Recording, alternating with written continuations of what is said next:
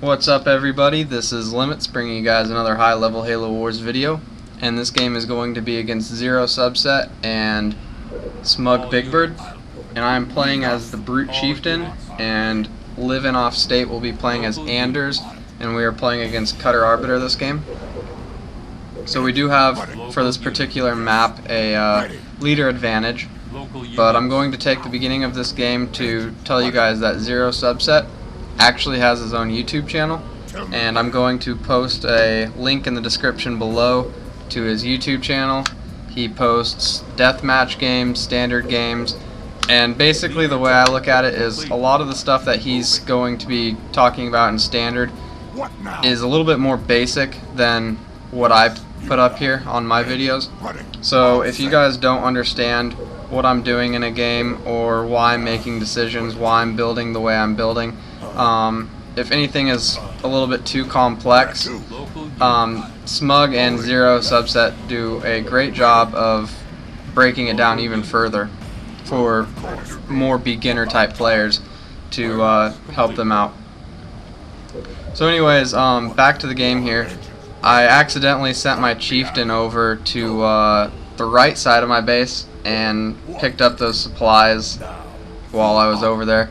I flare up Zero's base because I told Liv, and I started heading off that way because I thought Smug's base was over there. I wasn't even paying attention to the mini-map this game. Anyways, a neat little trick that you can do on this map, a lot of people actually don't know this, is that you can actually walk your leader through the middle on Crevice and take no damage at all. So, a lot of people think that your leader will take a lot of damage, but it really doesn't. So anyways, I'm just going to walk through the middle and straight over to Smug's base, and I see that there are two white boxes, and once again I wasn't really paying attention to the mini-map at the beginning of this game, but we're going to find out here that Smug Big Bird actually double-based, as well as Zero. So I'm going to realize this when I walk up to Smug's base and I see he doesn't have a temple on his main. And so that's not really a problem. If I didn't have that delay at the beginning of my chieftain picking up crates, I probably could have put a lot more damage on Smug's base before he got his Arbiter out and potentially taken it out. But since I had a big delay of getting over to Smug's base, it's going to be a little bit more difficult to put this rush on since I allowed him to get his secondary up fully and his temple. Another thing is I could have turned around and hit a secondary because there's garrisons that you can garrison your brutes in, but I chose not to do that. I just chose to stay on his main base here and drop upcoming pads. And while this is going on, I'm kind of focusing over here and ramming Zero's infantry to make sure he doesn't get the hook, to slow down a quick tank if he's going to try and get a tank out that way. So anyways, Smug finally gets his Arbiter over here, and I already have 4 brute squads, and my 5th one just came out of my base. So Smug's got a lot of raging to do, and he's on 3 pads here on his main base. I'm assuming that he's got about 3 or 2 on his secondary right now. So basically this part's pretty basic. I'm just going to be putting up a brute rush and upgrading my pads as I'm rushing, and basically I tend to usually like to just do 2 blessed pads, go straight into Citadel, and then get my summits up. But this game, since he's on 2 bases, I kind of want to keep my economy solid, and so I'm going to go 3 blessed pads before I get Citadel. And so I am doing quite a good job right here of keeping Smug's base pretty much on lockdown. He can't have his Arbiter leave, he has to play defense this game, and basically by making Smug play defense, that gives my Anders player full control of the reactors, and since Anders is actually more mobile on this map than a Cutter on getting the hooks, that's where the Anders has the advantage over the Cutter, and it can really take into effect because the Covenant can't keep the Anders on lock or check the entire game. Where to? Local units. So my chopper's still alive. I kind of scout out his base there, and I'm going to collect the crates. And at this point, I see that I ran out of my brutes. He raged them down all finally. But I'm going to continue building brutes and actually build banshees now.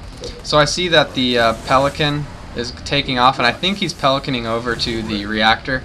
And this part was really epic, but when I watched Zero's video, I didn't think it was that cool anymore.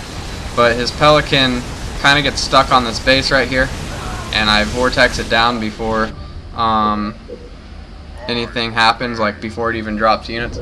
I thought that pelican was actually on its way to the reactor, but it was just going to drop flamethrowers where I vortexed it down, so it wasn't as cool as I thought it was. In the middle of the game, I was like pretty much shitting bricks. I was like, this is badass. But anyways, I see that Smug is now on a citadel, and I am now pumping banshees. So I see that he is getting a shield up, and this is where I'm going to try and get cute this game. I see that this is quite the opportunity for me to garrison some brutes into that back garrison part, and maybe I can do some double base damage. And so I'm going to have my Banshee hit that base, but my Banshee's actually going to be stubborn here and hit other things, not listen to me at all. And this shield is actually going to get up right as I walk over to his base. So that's a little bit disappointing, but nonetheless I'm going to stick my brute in the garrison and just walk back over to his main base. Now here's the one thing I explained earlier in this game, is that if you don't tech boost on your Banshees, sometimes an Arbiter is unable to rage them. And right there, as you can see, Smug wasted 2 or 3 rages on my Banshee before he actually did damage to it, and that's because I did not tech boost. And so basically I'm teching boost now, but that's because I'm going to be moving my Banshees around his base, and it's going to just work out better for me microing if I have boost. So the plan is kind of still the same. I'm just building brutes and banshees and staying on Smug's base. And as you can see, Livin has Goss and Zero has a few tanks out, but the Goss is overwhelming, Livin is on triple base, and Zero's in trouble. So basically my job here is just to stay on the Arbiter's base and let Livin know if the Arbiter leaves me. So I kind of am bouncing my Banshee back and forth, microing it in that little crevice over there. And that's basically to try and cliff Smug if he does latch onto that Banshee for good and tries to carry on into the air. And I have 2 Banshees in the front actually hitting the main base, because I'm getting to the point where I'm thinking I'm about to just all in his base here with the rest of my units, because it's getting to that health. And with how much he's raging, I'd be hard pressed to see him put out a citadel here.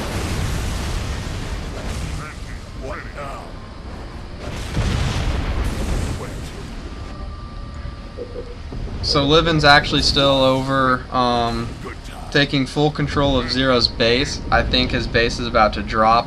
You could just hear a Mac off in the background, and he only has 1 tank, it looks like.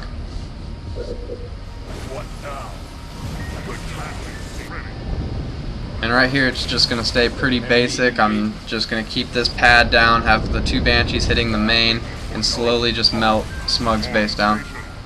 And I see that he is raging towards the front at those 2 Banshees, so I'm just going to simply boost him to the back. And that's pretty much just how you make sure the Arbiter's not going to hit your Banshees. And since the base is so low, Livin's actually going to take his Gosshogs over here, finish off the base. And since it looks like Smug doesn't have the money to really be raging right now, Livin's going to go ahead and just take out Smug's Arbiter while he's over here. So anyways, this is going to pretty much wrap up the end of this game. Once again, I will be putting a link of Zero Subset's YouTube channel in the description below. So if you guys are interested in deathmatch, standard, he does a lot of cool things. He actually takes a lot of time editing his videos and making smooth transactions. So he actually puts a lot of work into it, so you guys can check out his channel in the link below, and you guys have a great day.